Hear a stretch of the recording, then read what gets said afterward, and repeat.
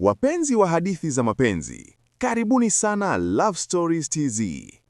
Leo tunafungua ukurasa wa siri. Je, ni vipi unaweza kudumu kwenye mapenzi ya siri ndani ya kuta za chuo? Pale kila mmoja anapokuwa macho, pale unapotakiwa kukutana naye kimya kimya kwenye kona za giza, au kujifanya hamjuani mkiwa darasani? Anza nasi safari hii ya kusisimua, yenye utamu na changamoto zake, ya vijana wawili wanaopambana kulinda penzi lao lisigundulike na yeyote. Je, siri yao itavuja? Usikose, gusa like sasa hivi na subscribe kwenye Love Stories TZ ili uwe wa kwanza kufurahia matukio yote haya moto. Tuanze safari ya mapenzi ya siri chuoni. Gari jeusi aina ya Mercedes-Benz E-Class likimeremeta chini ya jua kali la Machi, lilisimama kwa kimya karibu na lango la chuo kikuu cha Mlimani, huku kioo chake cha giza kikificha siri za ndani. Dar es Salaam ilikuwa ikichemka kwa kelele za honi na makelele ya wachuuzi, lakini ndani ya gari hilo kulikuwa na utulivu wa kaburi lililojaa matarajio ya kufa na kupona. Profesa Imani Mchunga, akiwa amevalia suti ya kijivu iliyoshonwa kitaalamu na miwani ya dhahabu, alipumua polepole, akitafakari majukumu mazito aliyobeba. Leo ilikuwa siku ya kwanza ya kazi, na hakuwa tayari kwa kinachoendelea moyoni mwake. Hakuwahi kufikiri kwamba ulimwengu wa namba na kanuni za uchumi ungeingiliwa na kitu cha ajabu kama hisia za kupenda. Picha ya kioo cha mbele cha gari jeusi kikionyesha sehemu ndogo ya lango kuu la chuo kikuu. Kioo kinaakisi jua kali. Lango linaonekana dogo, likiwa na jina la chuo limechongwa kwa herufi za shaba. Aliposhuka, dunia ilisimama kwa muda. Wanafunzi walimtazama kwa heshima na mshangao, wakikubali nguvu na hadhi yake isiyopingika. Lakini jicho lake halikuvutiwa na umati huo wa kawaida. Macho yake, meusi na yenye kuona mbali, yaligonga ghafla na jozi ya macho ya rangi ya kahawia yaliyokuwa yakitabasamu kwa uzuri wa ajabu. Alikuwa ni binti mdogo, mwenye umri wa miaka isiyozidi 22, amevaa nguo rahisi lakini nadhifu ya kitenge, akiwa ameshikilia rundo la vitabu vilivyokuwa vimefungwa kwa kamba ya katani.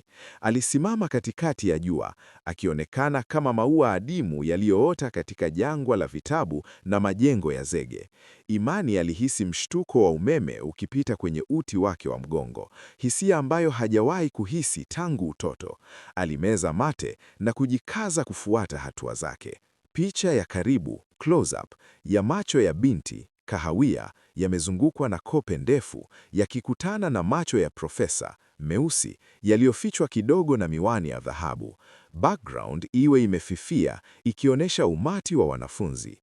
Binti huyo alikuwa Laila, mwanafunzi wa mwaka wa mwisho wa shahada ya kwanza, aliyekuwa akisoma lugha na fasihi, na sasa anakuja kumwona msimamizi wake wa thesis. Kawaida, yeye hujaa furaha na msisimko wa masomo, lakini leo pumzi yake ilikuwa imekwama kwenye koo lake. Alikuwa amesikia uvumi kuhusu profesa mpya wa uchumi, msomi mwenye akili kali aliyerejea kutoka Ulaya, na sasa alikuwa mbele yake. Kilele cha utulivu wake wa kitaalamu kilivunjwa na sura yake iliyochanganya ukali wa akili na uzuri wa ajabu. Alikuwa mtu ambaye kila neno lake lilionekana kama mwangwi wa hekima ya karne nyingi. Alimtazama kwa sekunde 4 ndefu, kisha akainamisha kichwa kwa haraka, akihofia kwamba macho yake yangemuona na kugundua machafuko yaliyokuwa yakicheza ndani ya roho yake. Laila, akiwa ameinamisha kichwa, akishikilia rundo la vitabu kwa nguvu mikononi mwake, uso wake unaonyesha aibu na mshangao. Jua linampiga usoni kidogo, likiangazia vinyweleo vyake. Imani Mchunga aliingia ofisini kwake, kuta nyeupe, meza kubwa ya mbao iliyopangwa vitabu kwa utaratibu mkubwa, na harufu ya karatasi mpya ilitawala chumba hicho. Alijitahidi kujikita kwenye ripoti za bajeti na mipango ya mihadhara, lakini ilikuwa bure kabisa. Roho yake iligonga mlango wa utulivu. Macho ya Laila yalikuwa yametia nanga katika mawazo yake, yakibadilisha kila equation ya uchumi kuwa mfano wa moyo unaojaribu kuelezea hisia mpya. Aligundua jambo la kushangaza. Alihisi kama vijana wanaojaribu kuanza kucheza mapenzi kwa mara ya kwanza. Imani alikuwa amepoteza miaka mingi akisaka ukweli kwenye namba, na sasa uso wa binti mmoja ulikuwa umefichia ukweli mkubwa kuliko namba zote za dunia, ukweli wa upendo usiotarajiwa. Alifunga faili la bajeti kwa sauti, tukitoa sauti ndogo kama mtu anayekataa wazo la silo faida tena. Imani alijiambia kwamba huu ni usumbufu tu wa kitambo, uchovu wa safari, au labda athari ya kisaikolojia ya kurejea humani, lakini alijua vazi kwamba alijidanganya mwenyewe, kwa sababu ndani ya moyo wake alihisi joto lisiloelezeka na kiu ya kutaka kuongea naye tena, kujua jina lake na kusikia sauti yake. Hili lilikuwa gari la mwisho la hatari angeweza kuendesha, lakini akili yake ilipiga hesabu, akajikuta anavutiwa na uwezekano wa hasara, maana ndivyo mapenzi yalivyo. Kisha akasimama, akivua suti yake ya kijivu na kuitunga ukatini, akijua vazi kwamba hii ilikuwa ni mwanzo wa sura mpya na ya kutisha katika maisha yake ya kitaalamu na binafsi. Suti ya kijivu imetungwa kwenye hanga kwenye mlango wa ofisi. Suti inaonekana mpya na ghali. Karibu na suti kuna rundo la vitabu vizito vya uchumi, vikipoteza umuhimu wake kwa hisia za kimarohami.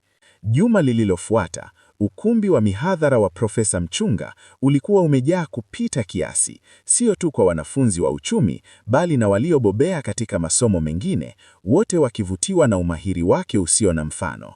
Imani alisimama mbele ya ubao, akielezea dhana tafadha za elasticity of demand kwa ufasaha wa ajabu, huku mkono wake ukiandika maneno kwenye ubao kwa kasi ya ajabu. Lakini kwa bahati mbaya au nzuri, macho yake yalikuwa na dira moja, yakimtafuta Laila kwenye umati wa wanafunzi.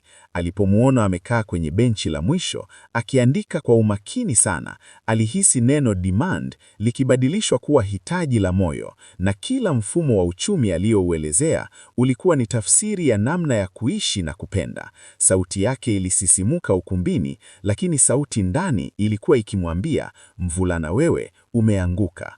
Profesa Imani Mchunga amesimama mbele ya ubao mweupe uliojaa grafi za uchumi. Anavalia suti na mkono mmoja wake unashika chaki. Katika kona ya picha, jicho lake moja linaonekana likitazama mbali na ubao kwenye umati wa wanafunzi. Kwa upande wa Laila, uwepo wake katika mihadhara ya uchumi ilikuwa ni jaribio la ujasiri na hatari kubwa. Yeye hakuwa mwanafunzi wa uchumi, ila alitumia kisingizio cha kujifunza masomo ya ziada ili kuingia darasani kwake bila kuonekana kwamba anafanya hivyo kwa sababu ya kupenda. Kila anapomsikia akiongea, siasa na uchumi vilionekana kama ushairi wa kimarohami. Sauti yake nzito na yenye mamlaka ilichanya hewa na kugonga moja kwa moja kwenye moyo wake. Alijitahidi sana kuandika madokezo, akijua kwamba kuangalia juu kunaweza kuficha siri ya macho yake, yangemwambia profesa ukweli uliofichika moyoni mwake. Alikuwa akipigana vita ya ndani kati ya heshima yake nafasini kama mwanafunzi na hisia kali za kimarohami zilizokuwa zikimtaka profesa huyo kitaalamu. Siku moja alasiri, wakati Laila alipokuwa akitoka kwenye maktabali, alishangaa kumwona Profesa Mchunga akisimama karibu na lango la jengo la Jidari ya Fasihi. Alikuwa ameshikilia kikombe cha kahawa, huku akionekana akisubiri kwa subira ya ajabu. Moyo wa Laila ulianza kumpiga haraka na miguu yake ilihisi nzito kama rusasi. Alijikaza akijaribu kumpita kwa haraka, akimuita profesa kwa sauti ya heshima na ya haraka, lakini yeye alisimama ghafla na kumtazama moja kwa moja. Laila, nimeona unahudhuria mihadhara yangu, licha ya kuwa masomo yako ni fasihi. Nimefurahishwa sana. Unaweza kunisaidia kubeba vitabu hivi hadi ofisini kwangu? Nina mkutano muhimu na nahitaji haraka sana, alisema Profesa Mchunga, huku akionyesha rundo dogo la vitabu. Laila alikubali ombi hilo kwa haraka huku akiwa anatetemeka. Walitembea kimya kimya kwenye njia yenye kivuli cha miti ya miembe, umbali mfupi, lakini kila hatua ilihisi kama walikuwa wakitembea kwenye uzi mnibi unaoonekana juu ya korongo refu. Imani alijitahidi sana sana kujikita kwenye maongezi ya kitaalamu, akimuuliza kuhusu thesis yake na shida za wanafunzi, lakini harufu ya manufaa ya Laila ilifanya mawazo yake yote yatiburike. Laila alijibu kwa kifupi na kwa heshima, akijitahidi kudhibiti tabasamu lake wazi lililokuwa linamujia mara kwa mara.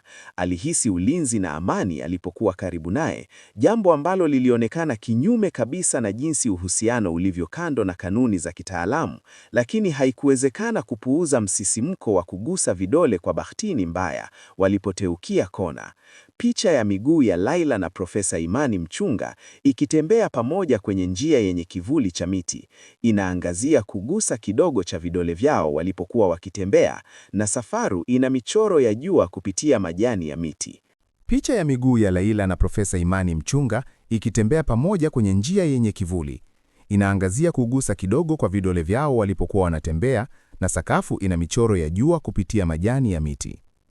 Walipofika ofisini, profesa alifunga mlango na kumshukuru Laila kwa dhati, kisha akamkaribisha aketi kwenye kiti kikubwa cha ngozi mbele ya meza yake kubwa. Alionekana akitafuta maneno, uso wake ukiwa na utulivu wa bandia. Laila, nimekuwa nikiangalia maendeleo yako darasani, alianza profesa, kisha akameza mate, akijikaza kusema, lakini kuna jambo lingine ninalotaka kusema. Kabla hajamaliza sentensi yake, simu yake ililia kwa sauti kubwa, ikikatisha muda huo adhimu. Alijibu simu, akiongea kuhusu mkutano wa wadhamini na matokeo ya ukuaji wa pato la taifa. Laila alikaa kimya, akihisi moyo wake ukitulia kwa hofu iliyopita na kurudi kwenye kasi ya kawaida, akijua kwamba uhusiano wao ulikuwa bado umebanwa na mipaka mikali ya utaifa na kitaaluma ambayo ilikuwa ngumu kuvunja. Tangu Laila atoke ofisini kwake siku ile, Imani alijikuta katika hali isiyo ya kawaida. Kalenda yake ambayo hapo awali ilijaa miadi na vikao vya kitaaluma, sasa ilianza kupata mapengo ya ajabu. Alikuwa akifuta baadhi ya mikutano na kuahirisha kazi ndogondogo, akitafuta nafasi chache za kupumua, au kwa lugha rahisi, nafasi ya kumtafuta Laila. Akili yake ilijua wazi kuwa uhusiano wa kimapenzi na mwanafunzi ulikuwa mwiko mkuu, lakini moyo wake ulikuwa ukipiga kelele kwa lugha nyingine kabisa, lugha iliyosahau sheria zote.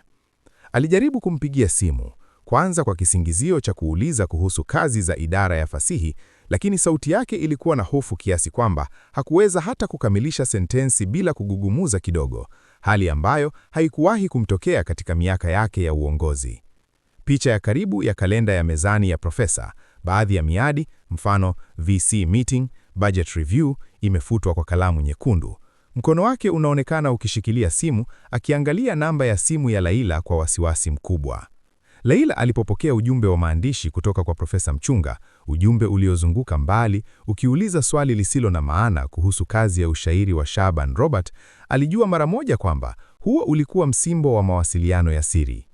Alicheka kimya kimya, akivutiwa na jinsi mtu msomi kama yeye alivyolazimika kutumia lugha ya kidogo kuficha hisia kubwa. Laila, akiwa mwanafunzi wa fasihi, aliamua kujibu kwa hekima na kutumia sanaa ya lugha. Nadhani Shaban Robert anajaribu kutuelezea umuhimu wa mapenzi ya kweli kama msingi wa jamii.